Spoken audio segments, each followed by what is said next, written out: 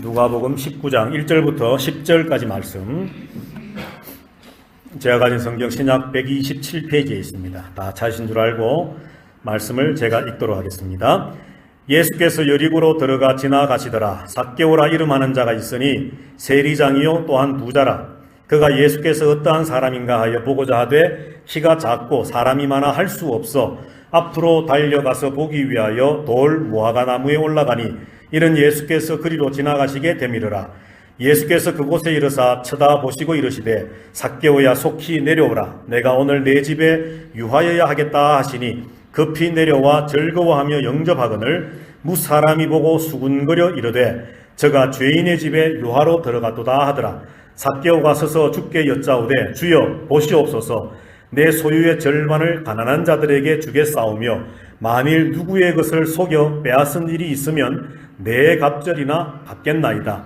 예수께서 이르시되 오늘 구원이 이 집에 이르렀으니 이 사람도 아브라함의 자손이미로다. 인자가 온 것은 잃어버린 자를 찾아 구원하려 함이니라. 아멘. 오늘 본문 말씀 중심으로 해서 의인과 죄인이라고 하는 제목으로 말씀의 은혜를 함께 나누어 보려고 합니다. 지금이 사순절 기간이지요. 예수님이 십자가에 못 박히셔서 우리의 죄를 대신 짊어지시고 우리의 구원을 위해서 역사하신 그날을 바라보면서 우리가 사순절을 지내고 있는 절기 중에 있습니다.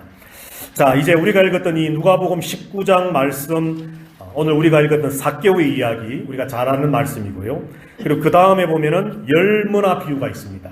한 주인이 먼 길을 떠나면서 종들에게 머나라고 하는 돈을 맡겨서 나중에 돌아와서 결산하는 장면의 말씀이 기록되어 있고, 그리고 나서 19장에 보면은 예수님께서 십자가에 못 박히시기 위해서 마지막 한 주간을 지내는, 고난주간을 지내는 예루살렘 입성의 장면이 19장에 기록이 되어 있습니다.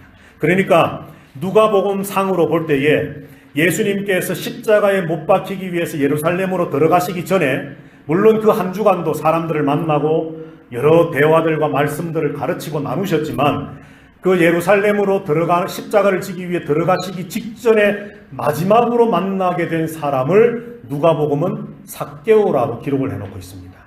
의미가 있겠지요.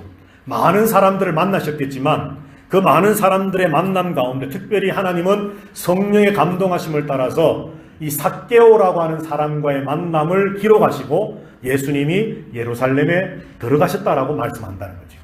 자, 그리고 한 장 앞에서 18장 말씀을 보면 삭개오의 말씀이 기록되기 전 18장 말씀에 여러 말씀들이 또 기록되어 있습니다만 거기에 보면은 한 만남이 또 있는데 그것이 뭐냐면 부자 청년 관원과의 만남이 있습니다. 이 사람은 청년이었습니다. 젊음의 사람이었습니다. 그리고 부자였습니다. 삭개오처럼. 그리고 관원이었습니다. 굳이 비유하자면 오늘날 국회의원과 같은 그런 신분의 사람이지요. 그러니까 세상에 부러울 것이 없는 사람. 그런데 이 사람의 마음속에는 항상 갈등이 있었습니다. 그게 뭐냐 하면 어떻게 해야만 내가 구원받을 수 있을 것인가? 어떻게 해야 내가 영생을 얻을 수 있을 것인가? 라고 하는 고민과 갈등이 그 속에 있었습니다. 그래서 어느 날 예수님에게 찾아와서 묻게 되고 예수님과 대화하던 중에 예수님께서 네 전 재산을 팔아서 가난한 자들에게 다 나누어 주고 그리고 와서 나를 따르라. 그러면 너에게 영생이 있을 것이라고 말씀을 하실 때에 이 부자 청년이 어떻게 했습니까? 할렐루야 주님 그렇게 하겠습니다 하고 따라갔습니까? 아니면 어떻게 했지요? 근심하면서 슬퍼하면서 예수님을 떠나버렸습니다. 자, 그 이야기가 있고 삭개오의 이야기가 나오고 예수님은 십자가를 지기 위해 예루살렘으로 들어가셨다는 거죠.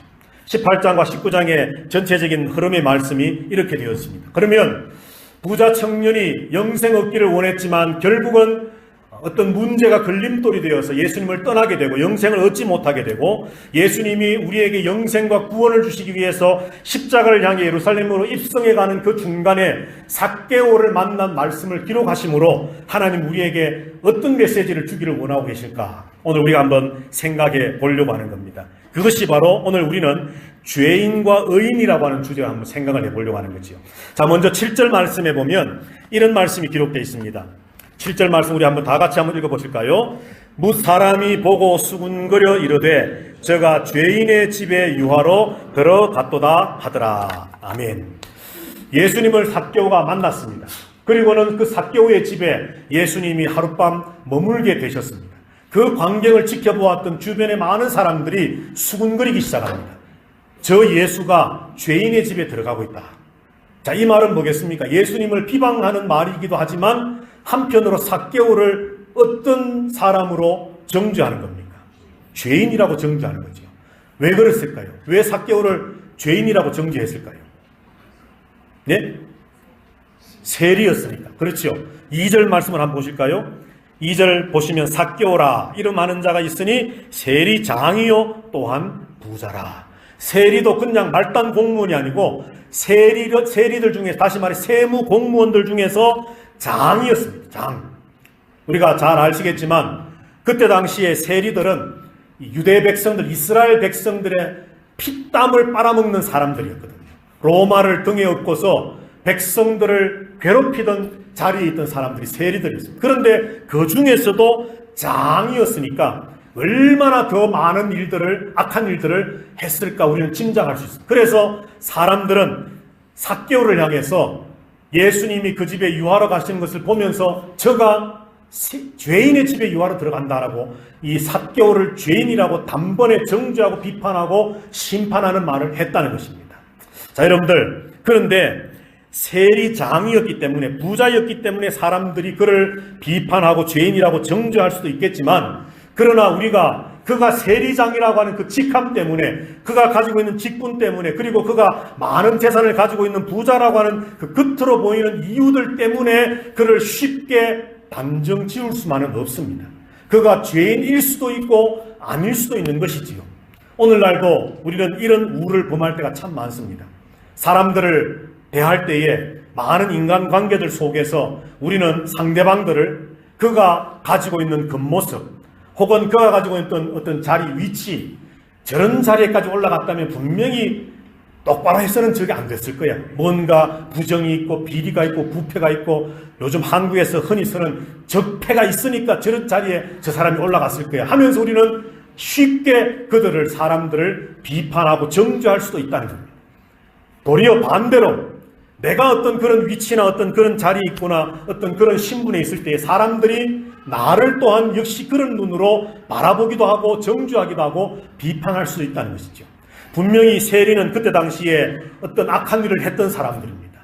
백성들을 괴롭히는 사람들이었습니다. 로마를 등에 업고서 악을 저질렀던 사람들이 분명히 맞습니다. 분명히 죄인이라고 정죄받기에 합당한 사람들이었습니다. 그러나 오늘 이 삭개오도 그러했는지 안 했는지 우리는 분명하게 알 수는 없지만 오늘 사람들이 그를 향해서 죄인이라고 말하는 것을 볼 때에 이 삭개오도 분명히 세상 사람들의 기준에는 죄인의 어떤 무리에 들고 있다는 것을 우리가 한번 염두에 두면서 한번 생각을 해보려고 합니다. 자, 그런데 세상 사람들이처럼 삭개오를 죄인이라고 정죄하고 비판했지만 9절 10절 말씀을 보시면 예수님은 다른 말씀을 하고 계십니다.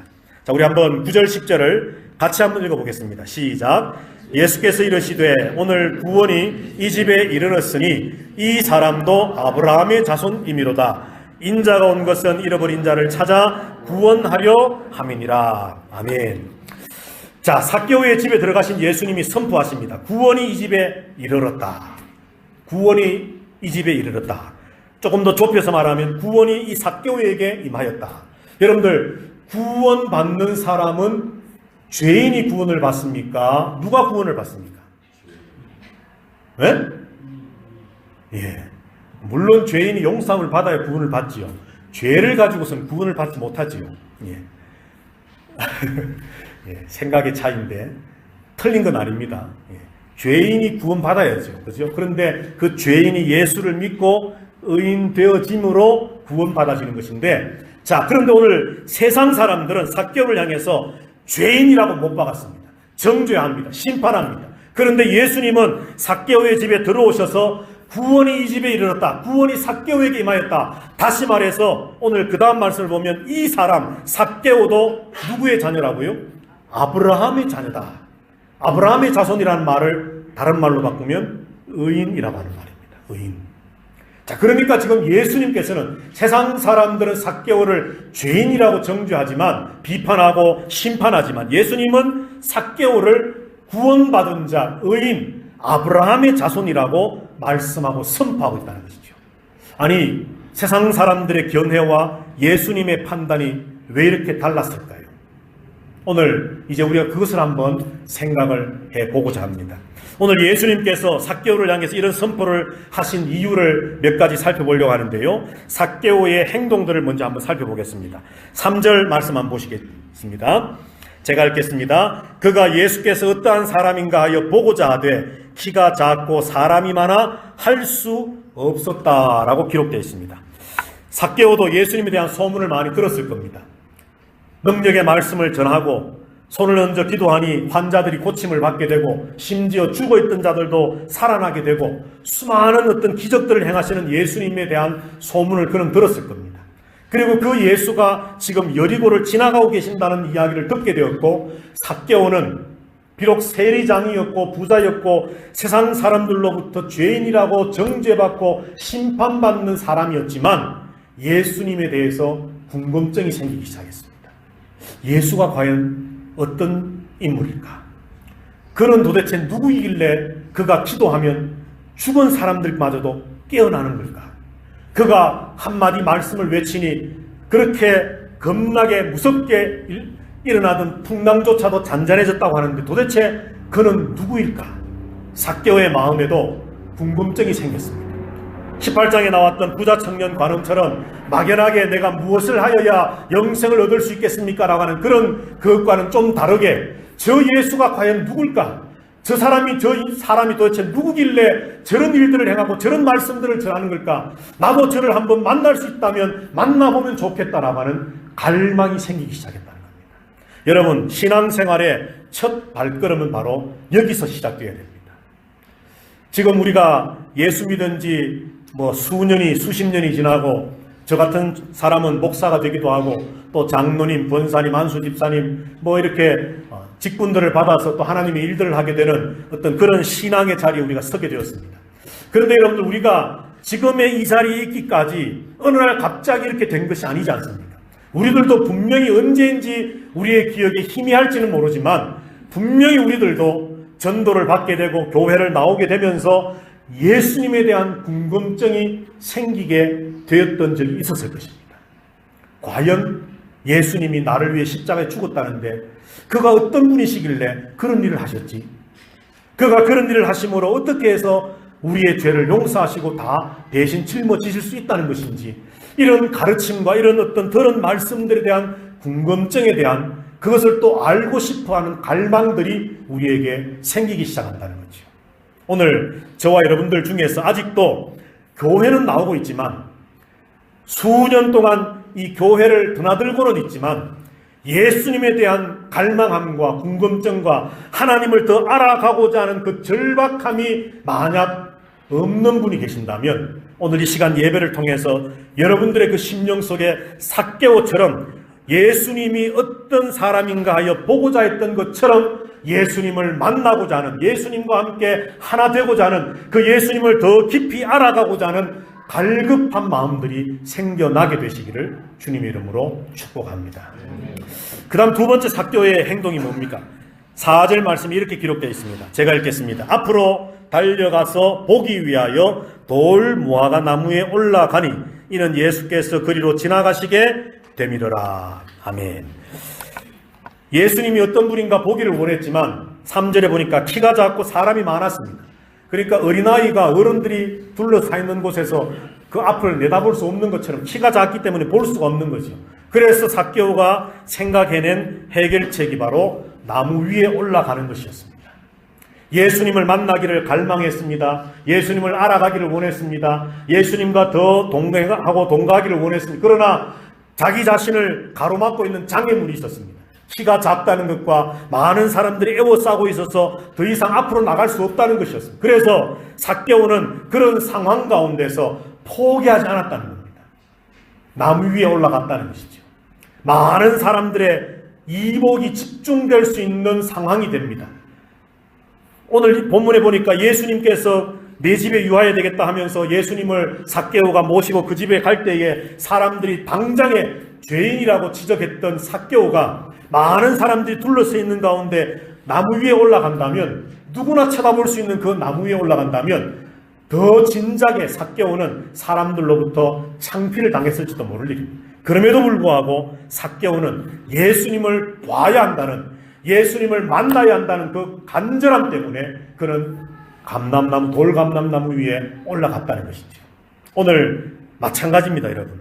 예수님을 만나고자 하는 갈급함, 예수님을 알아가고자 하는 어떤 그런 궁금증, 도대체 하나님이, 성경에서 말씀하는 하나님이, 성경에서 말씀하고 있는 예수님이 나를 위해 그가 십자가에 죽으시고 피 흘리셨다는데 도대체 그것이 어떻게 내게 적용이 되어지고 내가 그것을 믿을 때 구원받는다고 하는데 그것이 도대체 어떤 현상인 것인지에 대해서 아직도 불확실해서 더 알아가고자 하지만 무언가 방해들이 있습니다.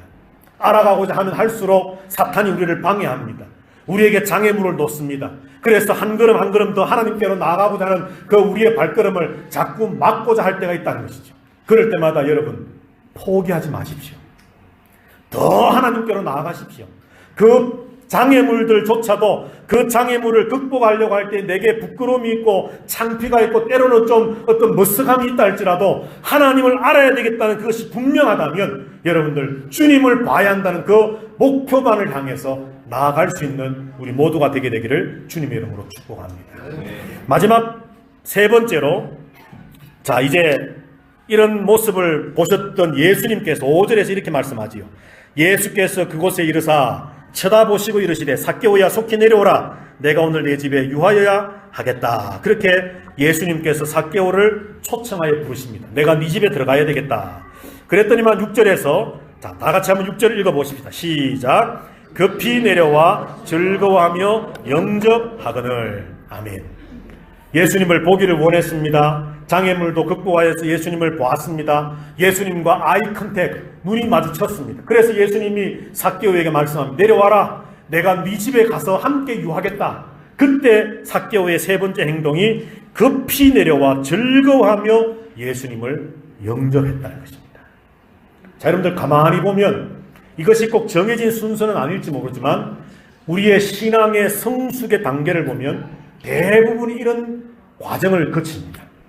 하나님에 대해서 궁금해하는 갈망함이 있게 되고 어떤 어렵고 힘든 환경들을 헤쳐나가면서 더 하나님을 알아가고 배워가게 되고 결국은 예수 그리스도를 우리가 영접하여서 오늘 본문에 나오는 것은 삭개오의 집에 예수님이 들어가신 것이지만 우리의 마음에, 우리의 심령에, 우리의 삶 속에 주님이 들어오셔서 우리를 다스리시는 주님의 좌정하심, 주님의 인격적인 만남이 우리 속에 있게 되므로 우리가 구원의 자리에 나가게 되는 이런 과정들이 오늘 삭개오의 사건의 모습을 통해 우리에게 보여지게 되는 것이죠. 자, 그러면 한 가지 묻겠습니다. 삭개오가 예수님을 보기를 간절히 원했습니다. 오늘 저와 여러분들도 모두가 그런 마음의 과정들을 거쳤을 줄로 압니다. 그리고 삭개오에게 장애물이 있었지만 그는 그것이 장애물이 될 수 없었습니다. 감람나무 위에 올라가서 예수님을 끝까지 보고자 했습니다. 오늘 저와 여러분들도 때로는 고난이 있고 어려움이 있고 장애물이 있고 예수님과 더 깊은 영적 교제를 나누는 것에 방해하는 것들이 있었을지 모르지만 우리가 그런 것들을 다 해치고 나와서 지금 신앙의 자리에 우리가 서 있는 줄로 압니다. 그리고 주님의 초청하심을 받아서 삭개오가 예수님을 영접하여 드렸던 것처럼 저와 여러분들도 예수님을 영접하여 드림으로 이제 교회 한 일원이 되고 믿음의 사람이 된 줄로 믿습니다. 그러면 오늘 9절 10절에서 예수께서 이르시되 오늘 구원이 이 집에 이르렀으니 이 사람도 아브라함의 자손이미로다 하는 이 예수님의 선포가 보기를 원하고 장애물을 해치고 예수님을 영접하는 이 단계까지 했기 때문에 예수님의 이런 구원의 선포, 너는 의인이다라고 하는 예수님의 인정이 있었느냐라고 하는 겁니다. 어떻습니까? 훌륭한 신앙의 발전 아닙니까? 보기를 원했습니다. 장애물이 있었지만 그것을 다 해치고 예수님과 만났습니다. 눈이 마주쳤습니다. 결국은 예수님이 삭개오를 초청하셨고 예수님을 삭개오도 영접하여 받아들였습니다. 이것은 영적으로 친다면 우리가 마음에 예수님을 영접하여 요한복음 1장 12절에 있는 것처럼 영접하는 자 곧 그 이름을 믿는 자들에게는 하나님의 자녀가 되는 권세를 주셨다는 말씀처럼 우리가 예수님을 받아들임으로 영접함으로 이제 믿음의 사람, 구원의 사람이 되었다는 것인데, 오늘 누가복음 19장 이 삭개오의 이야기를 통해서 마지막에 예수님의 선포는 오늘 구원이 이 집에 삭개오에게 임하였다, 이 사람도 아브라함의 자손이다, 이 사람이 의인이다 라고 선포하셨다면, 방금 우리가 살펴보았던 세 가지의 단계, 이 단계만 있었기 때문에 이 단계로만으로 예수님의 이런 선포가 있었겠느냐, 아니면 또 다른 무언가가 있었겠느냐라고 하는 질문입니다. 여러분들의 생각은 어떠십니까? 아니 예수님 만나기를 원했고 만났고 영접했으면 됐지 뭘 또 목사님. 있습니다, 여러분. 오늘 우리가 안 본 말씀이 어느 말씀입니까? 우리가 쭉 같이 8절이죠. 3절부터 한 절 한 절을 살펴보면서 지금 제가 건너뛰었던 말씀이 8절입니다. 자, 우리 다 같이 한번 8절을 읽어보겠습니다. 시작. 삭개오가 서서 주께 여짜오되 주여 보시옵소서, 내 소유의 절반을 가난한 자들에게 주겠사오며 만일 누구의 것을 속여 빼앗은 일이 있으면 내 갑절이나 갚겠나이다. 아멘. 다시 반복이지만 예수님을 알기를 소망했습니다. 간절히 원했습니다. 방해하는 것들이 있었지만 그것이 문제가 되지 않았습니다. 그것을 뚫고 나갔습니다. 결국은 예수님을 만났고 예수님을 영접하여 구원의 사람이 되었습니다. 그것으로 끝이 아닙니다. 오늘 예수님께서 십자가를 지기 위해 예루살렘에 들어가시기 전에 마지막 만남으로 삭개오와의 만남을 누가가 기록을 하면서 우리에게 구원을 선포하시는 하나님의 그 구원의 선포에는 이런 영적인 변화들과 영적인 과정들이 있어야 되지만 거기에 아주 중요하게 한 가지 반드시 있어야 될 것이 있는데, 그것이 뭐냐? 삶의 변화라는 것입니다.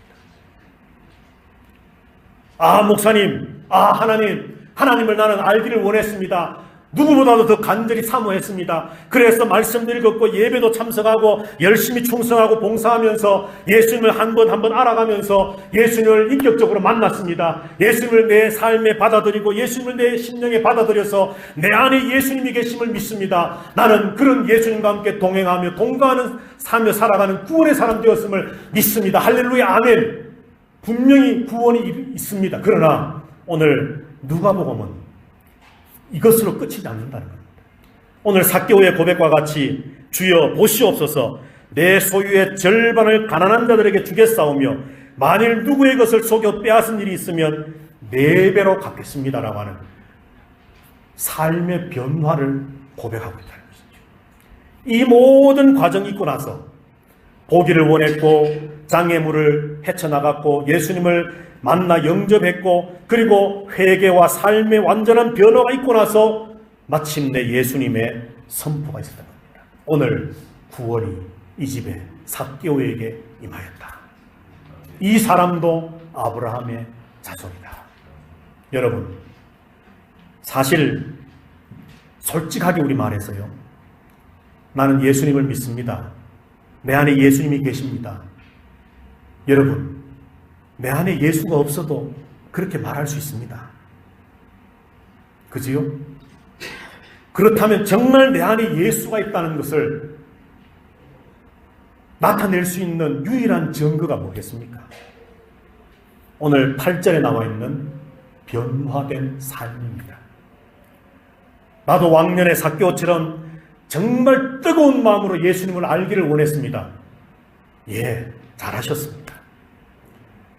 예수님을 만나고자 하는데 방해되는 수많은 것들이 있었지만, 공격이 있었지만, 방해가 있었지만 그 모든 것들을 해치고 나는 주님 앞으로 나아갔습니다. 한 걸음 한 걸음 나아갔습니다. 훌륭하십니다. 그리고 결국은 예수님을 만나서 예수님도 나를 초청해 주셨고 나도 예수님을 영접하여 예수님을 믿게 되었습니다. 할렐루야, 아멘. 그런데 이것은 여러분, 그 누구도 눈으로 볼 수 없는 내 안에 영적으로, 소위 말해서 영적인 현상들입니다. 그런데 성경은 우리에게 구원을 말씀하면서 마치 감추어져 있는 것처럼, 꽁꽁 싸매어져 있는 것처럼 우리 속에, 우리의 영 속에, 우리의 심령 속에, 우리의 보이지 않았던 그런 세계 속에 있는 것들로 구원이 이루어졌다고 말씀하시지 않습니다.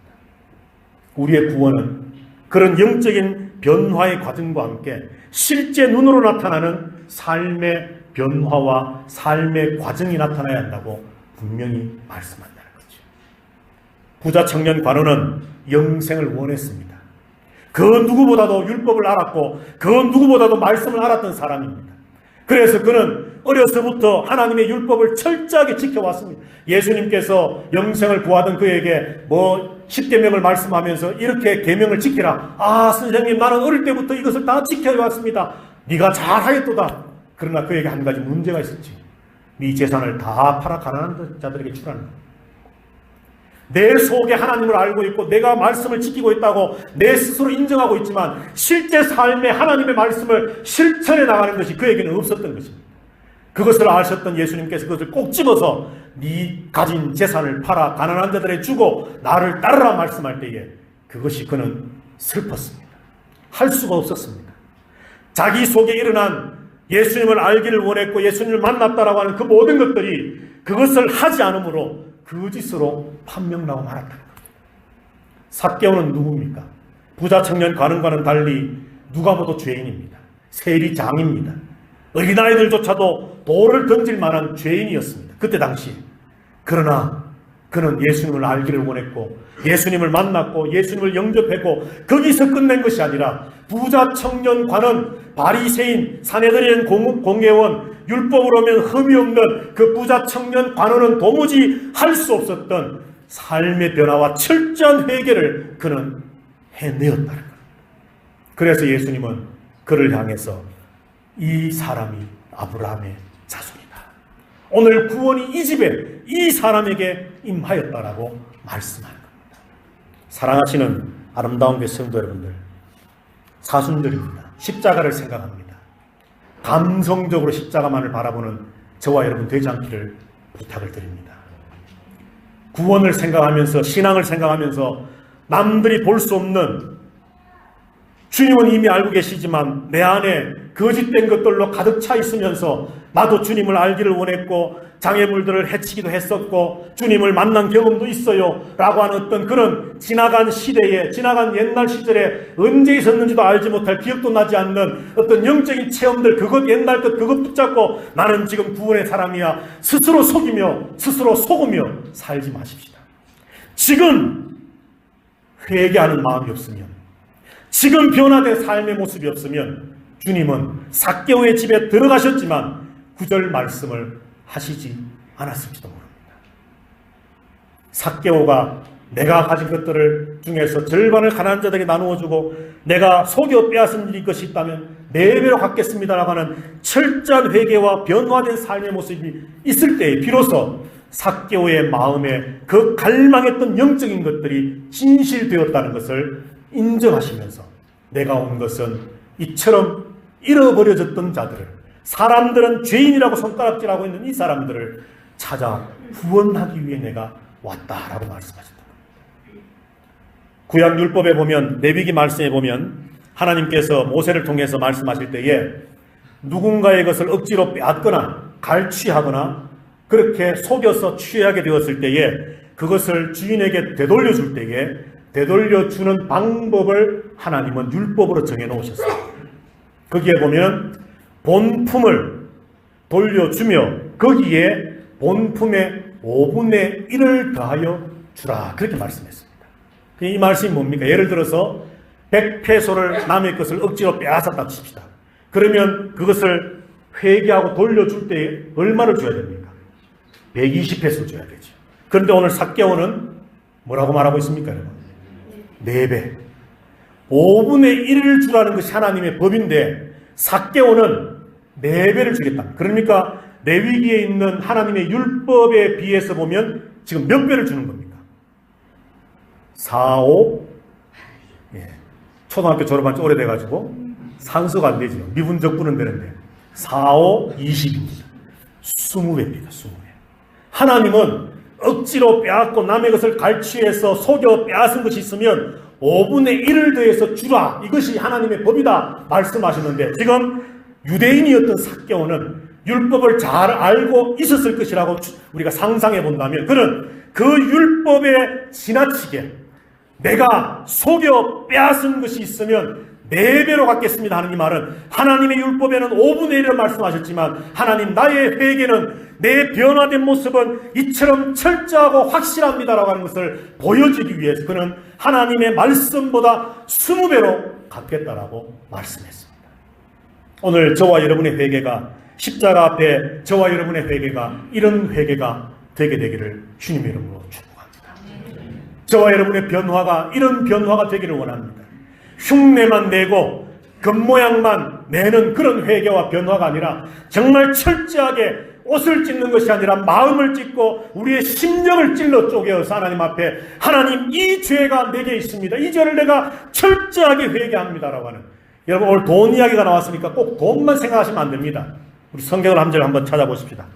에베소서로 가셔서 에베소 4장 신약성경 저 뒤편으로 가셔서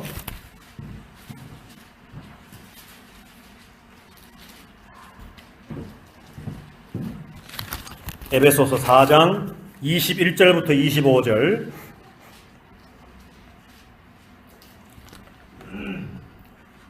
제가 읽겠습니다. 진리가 예수 안에 있는 것 같이 너희가 참으로 그에게서 듣고 또한 그 안에서 가르침을 받았을진데 너희는 유혹의 욕심을 따라 썩어져가는 구습을 따르는 옛사람을 벗어버리고 오직 너희의 심령이 새롭게 되어 하나님을 따라 의와 진리의 거룩함으로 지으심을 받은 새 사람을 입어라. 그런즉 거짓을 버리고 각각 그 이웃과 더불어 참된 것을 말하라. 이는 우리가 서로 지체가 됨이라. 아멘. 우리 안에 진리가 있고 우리의 심령이 새롭게 되었고 우리가 예수를 믿는다는 것은 의와 진리의 거룩함으로 지으심을 받은 새 사람이 되었는 것입니다. 그러므로 오늘 성경이 말씀합니다. 유혹의 욕심을 따라 썩어져가는 구습을 따르는 옛사람을 벗어버리라는 겁니다. 누가복음에서 말하는 단순히 돈 문제 아닙니다. 여러분. 삭개오니까 세리니까 돈 문제로 회개의 어떤 모습을 그려놓았지만 우리 예수 그리스도를 믿는 성도들의 철저한 회개는 우리의 옛날의 모든 구습들을 다 벗어버리고 의와 진리의 거룩함으로 지으심을 받은 새 사람이 되어져야 됩니다. 한 절만 더 보고 말씀을 마치겠습니다. 뒤편으로 가셔서 골로새서 3장